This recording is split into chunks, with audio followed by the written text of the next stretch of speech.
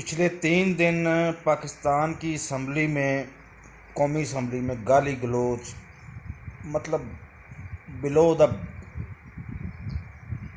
The ethics, below the moral status, बहुत ही लड़ाई हुई। चौथे दिन वो असम्बली ठीक हो गई, लेकिन बलूचिस्तान में आज भी धरना जारी है।